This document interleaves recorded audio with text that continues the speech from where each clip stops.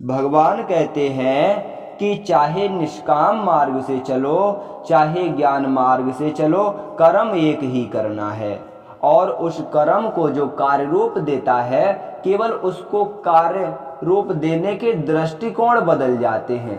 एक तो अपनी श्रद्धा परमात्मा पर स्थिर करके उस कार्य को करता है, और दूसरा परमात्मा को प्राप्त करने के लिए कर्म करता है। अपनी शक्ति को सामने रख लेता है, स्वयं को समझता है कि मैं जप करूंगा, तप करूंगा, इसका परिणाम होगा कि मैं परमात्मा के स्वरूप को जान जाऊंगा, भगवान की उपलब्धि हो जाएगी, ईश्वर जो तत्व है वो मैं विदित कर लूंगा, उसे मैं प्राप्त कर लूंगा। ऐसा दृष्टिकोण होता है ज्ञान योगी का। और जो निष्काम योगी होता है वह परमात्मा के प्रति समर्पित हो जाता है। जैसे कोई गुरु के प्रति शिष्य समर्पित हो जाता है कि गुरु जो मुझे सिखाएगा वह मैं श्रद्धा से, भाव से पूरा करूंगा। तो जो निष्काम कर्म योगी होता है उसका अर्थ केवल इतना होता है कि वो श्रद्धा अपने सद्गुरु के चरणों में समर्पित कर देता है। जो भी उसे गुरु के माध्यम से मार्ग मिले उस पर वो तत्पर हो जाता है चलने के लिए, और उसकी श्रद्धा में कहीं कोई भी अड़चन नहीं आती और उसके मार्ग में कहीं कोई दुविधा नहीं आती, क्योंकि उसको सिखाने वाले जो तत्वदर्शी महापुरुष हैं वो उन्हीं के इशारे पर नाचने लगता है। ज्ञानी तो अपने स्वरूप को, परमात्मा के स्वरूप को जानता है कि मेरी ये स्थिति है और मुझे यहाँ तक पहुँचना है, तब मैं उस स्वरूप को उपलब्ध हो पाऊंगा। लेकिन जो समर्पणी भक्त होता है वह परमात्मा के प्रति समर्पित हो जाता है कि मुझे भक्ति करना है, भक्ति करने के लिए मुझे तत्वदर्शी महापुरुष की शरण लेनी है, जिनके माध्यम से मैं परमात्मा को रिझा सकूं।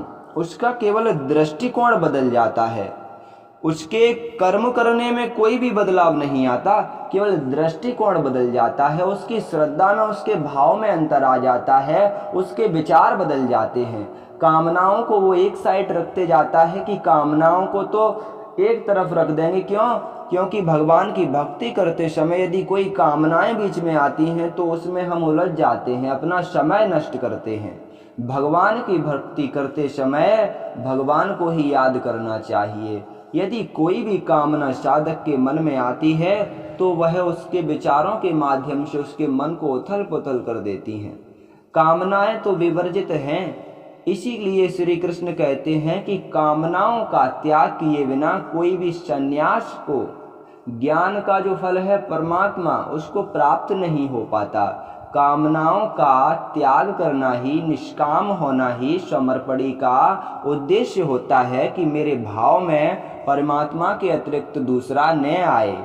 अगर मुझे भगवान के द्वारा कुछ प्रसाद, कुछ स्थिति मिलती भी है तो उसका मैं भोग करूंगा, लेकिन परमात्मा की कृपा समझकर करूंगा। मुझे उससे कोई लेना देना नहीं, मुझे जो भी मिल जाए उसमें 1% भी मेरी आसक्ति नहीं है। केवल परमात्मा का प्रसाद समझ करके मैं ग्रहण करता हूँ। इतना निष्काम योगी का, समर्पणी योगी का इतना भाव बदल जाता है। और ज्ञान योगी को जो मिलता है उसका भाव ये रहता है कि मैंने तपस्या करके इतना प्राप्त किया है, कर्म करके मैंने ये स्थिति को पाया है। स्थिति दोनों को एक ही मिलती है, फल दोनों को एक मिलता है, बस दृष्टिकोण बदल जाता है। एक का विचार होता है कि मुझे परमात्मा के द्वारा ये सब मिल रहा है और तब मैं इसका भोग कर रहा हूँ। एक सोचता है कि मैंने कर्म करके ये पाया है, तब मैं यहाँ तक पहुँच पाया हूँ। ओम श्री गुरुदेव भगवान की जय।